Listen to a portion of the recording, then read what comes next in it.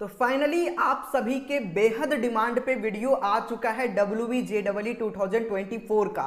जितने भी बच्चे जेई मेन के एग्जामिनेशन में अपीयर होते हैं, मेरी उनसे एक बहुत ही इंपॉर्टेंट सलाह ये रहेगा कि आप सिर्फ जेई मेन के एग्जामिनेशन में अपीयर ना हो, उसके साथ में आप अदर स्टेट एग्जामिनेशन में भी अपीयर हो जहां पे आपको अपीयर होने का मौका मिलता है। होता क्या है, फायदा क्या होगा कि भैया सिलेबस तो है एकदम सेम, फिजिक्स पढ़ना है, केमिस्ट्री पढ़ना है, मैथ पढ़ना है। इवन जेई मेन से हल्का ही क्वेश्चन वहां पे पूछा जाता है और वहां पे अच्छे अच्छे कॉलेजेस जैसे कि जादवपुर यूनिवर्सिटी, अगर हम WBJEE के बारे में बात करें तो जादवपुर यूनिवर्सिटी है जहां पे पढ़ने का फी आप यकीन नहीं करोगे 2400 है पर ईयर का। एक साल का 2400 रुपया लगता है बस, 4 साल में 9600 रुपया। कितना भी गरीब से गरीब बच्चा है वो यहां पे पढ़ सकता है। तो वहां पे जाने का क्या कुछ प्रोसेस होगा, उसके अलावा WBJEE में और भी कौन कौन से कॉलेजेस में एडमिशन होते हैं इसके एग्जामिनेशन के बेसिस पे, एलिजिबिलिटी क्या है, कौन कौन बच्चा इस एग्जामिनेशन को दे पाएगा, एग्जामिनेशन का पैटर्न क्या है, कट ऑफ क्या है, इवन हर कुछ आज के इस वीडियो में डिस्कस करेंगे। सो वीडियो को पूरी ध्यान से देखिएगा, दिल को थाम कर बैठ जाइए क्योंकि थोड़ा सा लंबा वीडियो होगा, क्योंकि डिटेल्ड में बातें करेंगे इसके WBJEE के बारे में, एक एक चीजें आपको पता चलने वाला है, ठीक है। लेकिन उससे पहले आप सभी से एक प्यारा सा रिक्वेस्ट है, छोटा सा रिक्वेस्ट है कि जल्दी से सब्सक्राइब करके बेल आइकन दबा लीजिएगा। फायदा क्या होगा आप सभी को कि यहाँ पे जो भी वीडियो आएगी उसकी नोटिफिकेशन आपको सबसे पहले मिलती रहेगी। बहुत इंपॉर्टेंट वीडियो आने वाली है आपके जेई मेन या फिर स्टेट लेवल के गवर्नमेंट एग्जामिनेशन, जितने भी आपके इंजीनियरिंग एंट्रेंस एग्जामिनेशन होते हैं, और उसके बाद में आपके CUET एग्जामिनेशन। ये 3 एग्जामिनेशन को लेकर समय समय पे जो भी अपडेट आएगी, जो भी इंफॉर्मेशन आएगी, सबसे पहले आपको प्रोवाइड किया जाएगा। सो सब्सक्राइब करके बेल आइकन दबा लीजिएगा, ठीक है। चलिए वीडियो को शुरू करते हैं। सबसे पहले बेसिक सी बात जान लेते हैं। WBJEE आपके वेस्ट बंगाल के ज्वाइंट एंट्रेंस एग्जामिनेशन है। जैसे कि जेई आपका पूरे इंडिया लेवल पे होता है, उसी तरीके से वेस्ट बंगाल के जो एग्जामिनेशन होते हैं, स्टेट लेवल के एग्जामिनेशन होते हैं, वो WBJEE कंडक्ट करवाती है, ठीक है। ये एक अपने आप में एक बोर्ड है, कंडक्टिंग बॉडी है, जिसमें कि आपके अंडर ग्रेजुएट जितने भी कोर्सेज हैं, जैसे कि बीटेक हो गया, आपके और भी कई सारे courses, post graduate professional courses भी प्रोवाइड करती है, vocational and general degree courses भी प्रोवाइड करती है। लेकिन यहाँ पे जो मेनली बात करने वाले हैं हम लोग, अंडर ग्रेजुएट जो भी बीटेक के लिए अपीयर हो रहे हैं, मेनली हम यहीं पे बात करेंगे। उसके अलावा भी कुछ अगर आप अदर कोर्सेज के लिए देख रहे हैं तो वो भी वीडियो को देख लीजिएगा, वहां यहाँ पे आपके सारे डाउट क्लियर हो जाएगा, ठीक है। फ्रीक्वेंसी ऑफ कंडक्टिंग आपके साल में कितने बार होता है, तो साल में आपके एक बार एग्जामिनेशन कंडक्ट किया जाता है। एग्जाम लेवल जो है स्टेट लेवल का एग्जामिनेशन है। लैंग्वेज के बारे में बात करें तो 2 लैंग्वेज में आपके एग्जामिनेशन कंडक्ट होते हैं, सबसे पहले बंगाली और दूसरा इंग्लिश में, ठीक है। जो बच्चे बंगाल के हैं वो बंगाली प्रीफर करेंगे तो बंगाली में भी दे सकते हैं, जो बच्चे इंग्लिश में देना चाहेंगे वो इंग्लिश में भी दे सकते हैं, ठीक है। एप्लीकेशन फॉर्म आपके ऑनलाइन फिल होता है, लेकिन आपके एग्जामिनेशन जो होते हैं वो ऑफलाइन होते हैं। जेई मेन के एग्जामिनेशन ऑनलाइन होता है, लेकिन ये एग्जामिनेशन आपके offline OMR based examination conduct किया जाता है, ठीक है। अगला जो सबसे इंपॉर्टेंट क्वेश्चन है भैया, इसमें अप्लाई कौन कौन कर सकता है, तो यहाँ पे साफ साफ देख सकते हैं, जिस बच्चे के क्लास 12th में यानी कि आपके +2 में फिजिक्स और मैथमेटिक्स कंपलसरी है, फिजिक्स और मैथमेटिक्स आपके होने चाहिए, उसके साथ में केमिस्ट्री हो या बायोलॉजी हो, बायोटेक्नोलॉजी हो, कंप्यूटर साइंस हो, कंप्यूटर एप्लीकेशन हो, या टेक्निकल वोकेशनल सब्जेक्ट कोई सा भी हो, आप एलिजिबल हैं, ठीक है। बस आपके फिजिक्स और मैथमेटिक्स होना ही चाहिए। तो इसमें PCM वाला बच्चा तो एलिजिबल है ही, PCMB वाला बच्चा भी एलिजिबल है, जो फिजिक्स केमिस्ट्री मैथमेटिक्स के साथ में एक्स्ट्रा में बायोलॉजी लेकर के पढ़ा है वो भी एलिजिबल है। तो फिजिक्स और मैथमेटिक्स के साथ में बायोलॉजी वाला बच्चा भी एलिजिबल है और केमिस्ट्री वाला बच्चा भी एलिजिबल है। तो मैं मान के चलता हूं कि जो जेई मेन का एग्जामिनेशन के लिए सोच रहे हैं भैया, मैक्सिमम फिजिक्स केमिस्ट्री और मैथमेटिक्स लेकर के पढ़ाई किए होंगे, तो भैया आप आराम से एलिजिबल हो, ठीक है। क्या कोई क्राइटेरिया भी है, तो हाँ है, लेकिन 45% का मिनिमम आपके 45% ओवरऑल होना चाहिए, ठीक है। अगर आपके ओवरऑल 45%, जैसे कि जेई में 75% चाहिए होता है, यहाँ पे वो नहीं, अगर आपके 45% है तो आप एग्जामिनेशन में बैठने के लिए एलिजिबल हैं, ठीक है। और जो रिजर्व कैटेगरी है, यानी कि SC ST OBC, कोई सा भी A या B हो, दोनों में से कोई भी, 40% मार्क्स आपके +2 में चाहिए, ठीक है। तो 45 या 40 आप देख करके चल लीजिएगा, ठीक है। मेरे हिसाब से आप सभी बच्चों के उतना मार्क्स होंगे। अगला सबसे इंपॉर्टेंट निकलकर सामने आता है कि भैया एज क्राइटेरिया क्या है। अगर हम एज क्राइटेरिया के बारे में बात करें तो 17 ईयर्स आपके मिनिमम होने चाहिए, ठीक है। 31 दिसंबर 2023 तक आपके अगर 17 साल पूरा हो रहा है मिनिमम। लेकिन अपर क्या है, तो अपर का कोई क्राइटेरिया नहीं है। अगर आप जेई मेन एग्जामिनेशन दिए हैं थर्ड ड्रॉपर हैं, फोर्थ, तो कोई भी हो, कोई दिक्कत नहीं है। यहाँ पे कोई भी आपका एज लिमिट नहीं है, ठीक है। सिर्फ एक इंजीनियरिंग के लिए यहाँ पे 25 ईयर्स का क्राइटेरिया है, लेकिन उसके अलावा अगर आपको सीएससी करना है, मैकेनिकल करना है, सिविल करना है, कोई सा भी ब्रांच करना है, यहाँ पे कोई क्राइटेरिया नहीं है, अपर एज का कोई क्राइटेरिया नहीं है, ठीक है। क्या कोई अदर स्टेट का बच्चा अप्लाई कर सकता है? बिल्कुल, आप अदर स्टेट के बच्चे अप्लाई कर सकते हैं। ऑल स्टेट का बच्चा, कोई भी स्टेट का ओवरऑल इंडिया, सारे बच्चे अप्लाई कर सकते हैं। यहां पे आप देख सकते हैं some of the institute under WBJEE prescribe their on eligibility criteria. तो भाई थोड़ा सा क्राइटेरिया हो सकता है, ऐसा नहीं कि कोई 45% पे एडमिशन ले रहा है तो कोई 75 कर देगा, ऐसा नहीं, बस 4-5% का अंतर होता है। कोई 45 पे ले रहा, कोई 50 पे ले लेगा, ऐसा होगा, लेकिन बहुत ज्यादा का अंतर देखने को यहाँ पे नहीं मिलेगा आपको, ठीक है।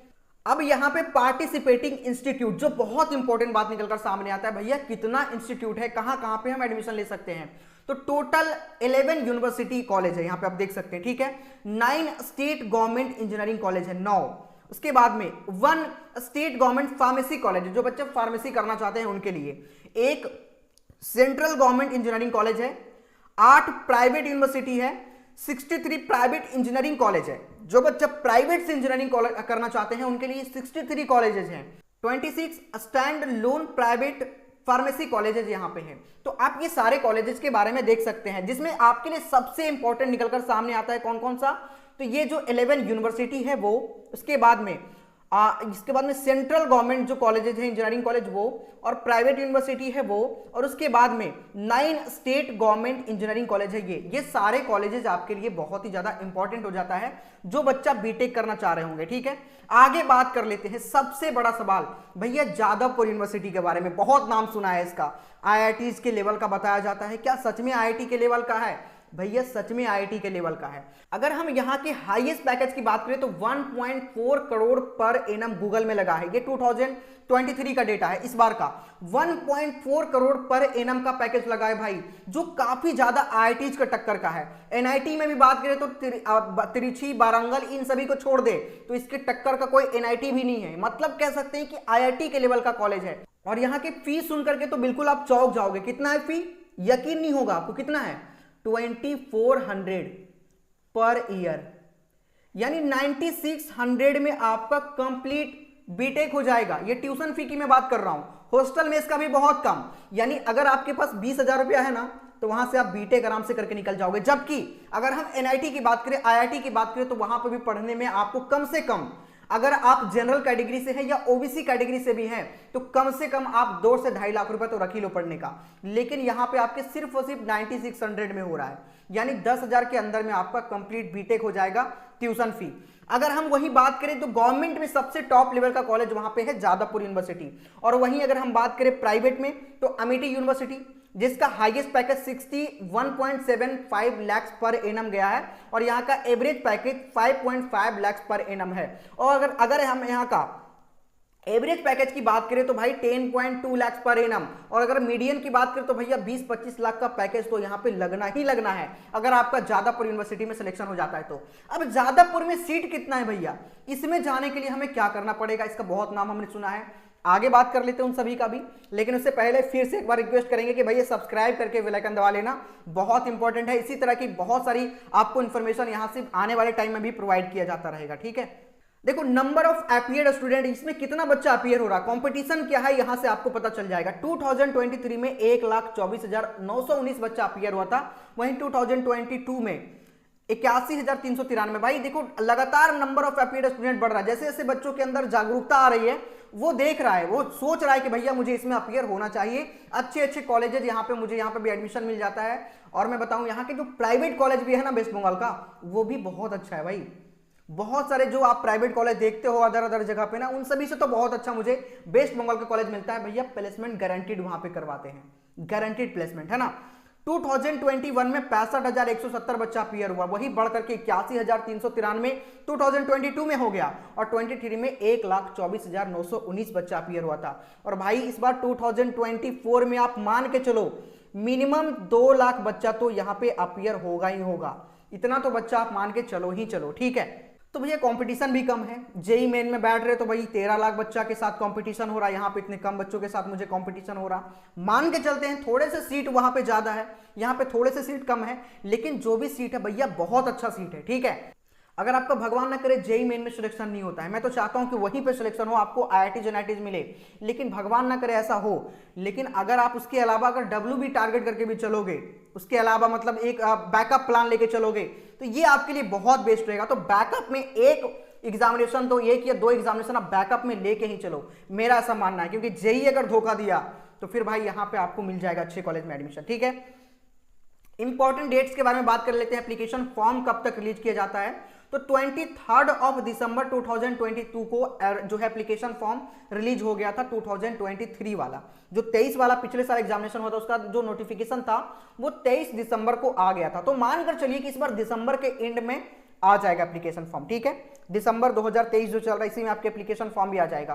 तो जेई के बाद, जैसे जेई का पहले आएगा फिर डब्ल्यूबी का आएगा, तो जेई के बाद डब्ल्यूबी भी फॉर्म में डाल ही देना आप लोग, ठीक है। डब्ल्यूबी का फॉर्म भी डाल देना। रिलीज ऑफ एडमिट कार्ड आप देख सकते हैं और एग्जामिनेशन देख सकते हैं 30 अप्रैल 2023।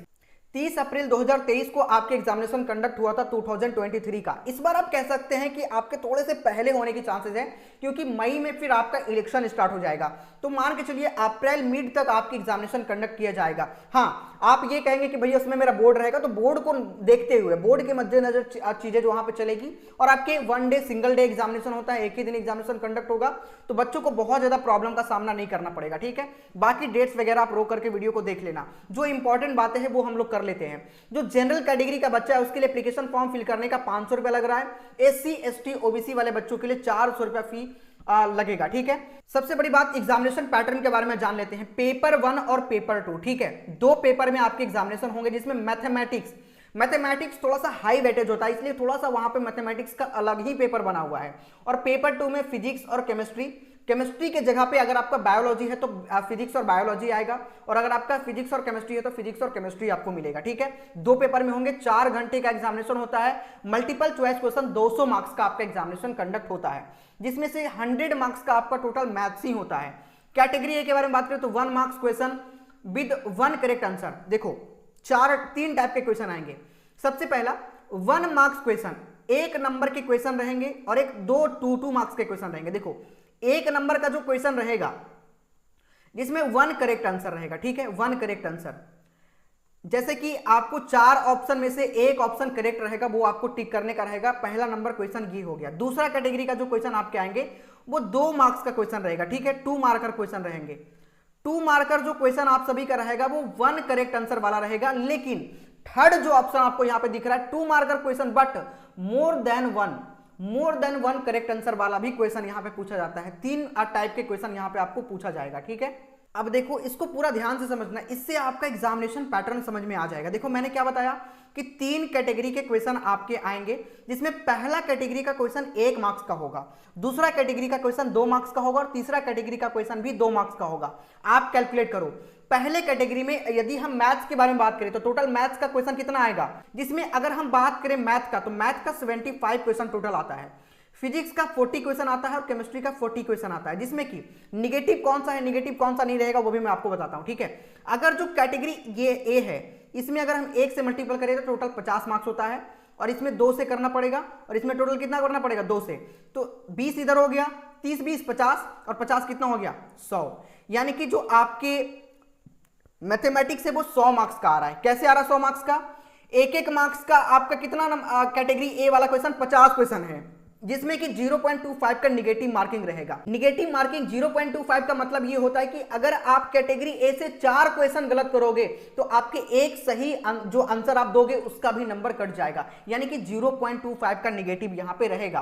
कैटेगरी बी में भी 0.5 का निगेटिव मार्किंग रहेगा, क्योंकि यहां पे 2 मार्क्स का क्वेश्चन है। 2 मार्क्स का क्वेश्चन होने की वजह से 1/4 आपका निगेटिव मार्किंग है। कितना है 1/4। लेकिन भैया जो थर्ड ऑप्शन जो कैटेगरी नंबर 3 है उसमें कोई भी नेगेटिव मार्किंग नहीं है, क्योंकि यहां पे 1 से ज्यादा जो ऑप्शन है वो भी सही आपका हो सकता है। आपके जो है कंडीशन वाले सवाल दे देंगे कि ये इनमें से दोनों, ऐसा वाला सवाल हो जाएगा। तो 2 ऑप्शन भी सही हो सकते हैं या एक भी ऑप्शन सही हो सकते हैं, ठीक है। तो ये रह जाएगा, इसमें नेगेटिव मार्किंग नहीं होता है आपका, थोड़ा से हार्ड क्वेश्चन माने जाते हैं, इस वजह से नेगेटिव नहीं होता, ठीक है। वहीं अगर हम बात करें फिजिक्स के बारे में, तो फिजिक्स में 1 मार्क्स का ये रहेगा और 2-2 मार्क्स का ये रहेगा आपका, ठीक है। टोटल कितना हो गया, 10, 10, 20 और 30, 50 मार्क्स यहां हो गया और 50 मार्क्स यहां हो गया, टोटल कितना हो गया, 200 मार्क्स हो गया। इसको आप जोड़ लेना, ठीक है। टोटल 200 मार्क्स का आपका एग्जामिनेशन कंडक्ट किया जाता है। काउंसलिंग प्रोसेस क्या है भैया, सिंपल।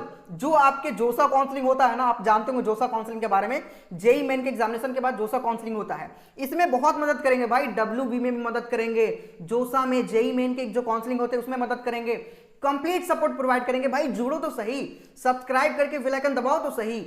यहां पे आपको एक एक चीज प्रोवाइड किया जाएगा। इवन हर कोच, जब तक आपका एडमिशन नहीं हो जाता तब तक आपका साथ नहीं छोड़ने वाले। V2 एकेडमी जो मनीष भैया आपका बिल्कुल साथ नहीं छोड़ेगा, ठीक है। सो अभी सब्सक्राइब करके बेल आइकन दबा लेना। Candidate who qualify the WBJEE are eligible to participate in the online counselling process, जो WBJEE के ऑफिशियल वेबसाइट पे होता है, और आप चॉइस फिलिंग के वगैरह सारा जो है ब्रोशर रिलीज किया जाता है, सारा शेड्यूल आता है, उसके बाद में आपके काउंसलिंग प्रोसेस होते हैं, ठीक है। थोड़ा सा मार्क्स वर्सेस रैंक के बारे में यदि हम जान ले, तो अगर आपको 1 से लेकर के 500 के अंदर रैंक लेकर के आना है तो भैया आपको 120 प्लस करना पड़ेगा। अगर आपके 120 प्लस हैं तो जादवपुर यूनिवर्सिटी में आपको एडमिशन मिल सकता है। जादवपुर में अगर आपको CSE चाहिए तो कितना मार्क्स लेकर के आना पड़ेगा, तो कम से कम आपको 150 से लेकर के 160 के आसपास मार्क्स लेकर के आना पड़ेगा। अगर आप जनरल कैटेगरी से हैं तो इतना मार्क्स आपको लेकर के आना पड़ेगा आउट ऑफ 200, क्योंकि भैया बहुत अच्छे कॉलेज है, टॉप लेवल का कॉलेज है, और वहां पे जाने का सभी का ड्रीम होता है कि अगर IIT मिल जाए और अगर जादवपुर मिल जाए, और IIT अगर बहुत लोअर IIT मिल रहा है तो बहुत सारे बच्चे जादवपुर प्रीफर कर लेते हैं, क्योंकि जादवपुर बहुत टॉप लेवल का कॉलेज है, पढ़ने का पैसा भी बहुत ही कम लगता है, ठीक है। अगर आपको 500 से लेकर के 1000 रैंक के अंदर आना है तो आपको 100 मार्क्स के आसपास लेकर के आना पड़ेगा। उसी हिसाब से यहां पे आप देख लीजिएगा, आपको अगर आपका रैंक 5000 से नीचे रहता है, मतलब 5000 नहीं, लगभग 3500 मान के चलो, ठीक है। अगर आपको गवर्नमेंट में जाना है तो 3500 के नीचे रैंक आपको लेकर के आना पड़ेगा। लेकिन हाँ, यहाँ पे ब्रांचेज में कॉम्प्रोमाइज करना पड़ेगा। अगर आपको CSE चाहिए गवर्नमेंट कॉलेज में तो आपको अंडर 1500 रैंक लेकर के आना पड़ेगा। अगर आप अंडर 1500 रैंक लेकर के आते हैं, लगभग आपके मार्क्स 100 प्लस आ जाते हैं, तो आप अंडर 1500 का आ जाओगे और इसमें आपको गवर्नमेंट कॉलेज मिल जाएगा। उसके नीचे है तो आपको प्राइवेट की ओर जाना पड़ जाएगा, ठीक है। लेकिन हाँ, प्राइवेट में भी यहाँ पे अच्छे कॉलेजेज अवेलेबल हैं।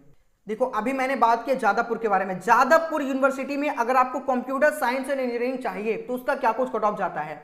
जो OBC कैटेगरी है उनको लगभग 519 रैंक तक क्लोज हो रहा था। किसके लिए? होम स्टेट वाले बच्चों के लिए, वेस्ट बंगाल वाले बच्चों के लिए। अगर आप वेस्ट बंगाल से हैं तो ST कैटेगरी से 4600 रैंक पर क्लोज हुआ है, ST कैटेगरी का।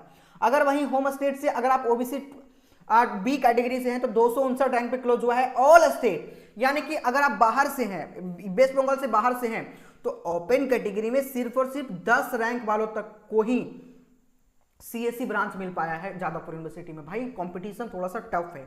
अगर आप होम स्टेट से हो तब तो आपको वहां पे बेनिफिट मिलेगा। कैसा बेनिफिट मिलेगा मैंने अभी आपको बताया है, ठीक है। होम स्टेट से अगर आप SC कैटेगरी का हो तो 859 रैंक तक कॉलेज मिला है। ST ओपन कैटेगरी का 81 रैंक तक कॉलेज मिला है होम स्टेट का। और आपके अगर होम स्टेट में भी ट्यूशन फी वेवर वाला, जो फ्री पढ़ने वाला सिस्टम है, उसके लिए 155 रैंक तक कॉलेज मिलेगा, ठीक है। हालांकि ट्यूशन फी वेवर का यहाँ पे बहुत ज्यादा इफेक्ट पड़ता नहीं है, क्योंकि यहाँ पे फी ही इतना कम है, 9600 कोई भी अफोर्ड कर लेगा पूरे साल भर, 4 साल का, 1 साल का 2400, ठीक है। वहीं इलेक्ट्रिकल इंजीनियरिंग का अगर आप कट ऑफ के बारे में बात करें तो इलेक्ट्रिकल इंजीनियरिंग का यहाँ पे साफ आप देख सकते हैं, रोक करके वीडियो को देख लीजिएगा। होम स्टेट और अदर स्टेट का यहाँ पे साफ दिया गया है। अब बात कर लेते हैं इंपॉर्टेंट चैप्टर के बारे में, जिससे कि आपको थोड़ा सा प्रिपरेशन में आसानी हो। मेरे ऐसा मानना है कि अगर आप जेईई मेन का तैयारी कर रहे हैं तो भैया ये देखने की जरूरत ही नहीं है, सेम सिलेबस है, सेम तैयारी करके जाओ और फोड़ दो, एक तीर से 2 निशाना लगाओ, जेईई मेन भी और WBJEE भी। लेकिन थोड़ा सा मैं बता देता हूं कि फिजिक्स में जो इंपॉर्टेंट चैप्टर्स है, जैसे कि लॉज ऑफ मोशन, ठीक है, मॉडर्न फिजिक्स, एटॉमिक मॉडल्स, उसके बाद में अगर हम बात करें तो nuclear physics, rotational motion, solids and semiconductor device, इसके अलावा वेव मोशन, ये सभी से आप देख सकते हैं परसेंटेज वाइज यहाँ पे चीजें मैं आपको बता दिया हूँ। केमिस्ट्री के बारे में कुछ इंपॉर्टेंट चैप्टर्स के बारे में बात करें तो एल्कोहल, फिनॉल, इथर, उसके बाद में कार्बोक्सिलिक एसिड डेरिवेटिव्स, उसके अलावा और भी कई सारे यहाँ पे आप देख सकते हैं। सारे चैप्टर बहुत ही ज्यादा इंपॉर्टेंट होंगे केमिस्ट्री के लिए। मैथमेटिक्स के लिए 3D geometry, complex number, definite integration, indefinite integration, limits, matrices and determinants, permutation and combination, probability, sets, relation and function, theory of equations, vectors, ये सारे चैप्टर काफी इंपॉर्टेंट होंगे। तो भाई देखो सबसे ज्यादा फोकस कहां करना पड़ेगा, मैथमेटिक्स पे। 100 नंबर का अकेला मैथमेटिक्स है, फिजिक्स 50 का है, केमिस्ट्री 50 का है। तो भाई मैथमेटिक्स में बहुत अच्छा कर जाओ, केमिस्ट्री फिजिक्स में एवरेज भी रहोगे तो काम चल जाएगा, ठीक है। तो तैयारी में लग जाओ, WB JEE के एग्जामिनेशन भी साथ में दो, जेईई मेन के साथ में। बहुत ज्यादा आपको जो है फायदा होगा। मैं ऐसा मान के चल रहा हूं कि आपको 1-2 एग्जामिनेशन तो बैकअप में रखना ही चाहिए। सो मिलते हैं नेक्स्ट वीडियो में। सभी लोग जितने भी बच्चे वीडियो को देख रहे होंगे भैया सब्सक्राइब करके बेल आइकन दबा लो, बहुत सारे इंपॉर्टेंट वीडियो आने वाले हैं। इसके बाद ही CVT का अपलोड कर देंगे और भी बहुत सारी वीडियो। सो यदि अगर आप अभी सब्सक्राइब करके नहीं जुड़े तो बाद में भाई आपको बहुत पछताना पड़ सकता है। मिलते हैं नेक्स्ट वीडियो में। जय हिंद, जय भारत।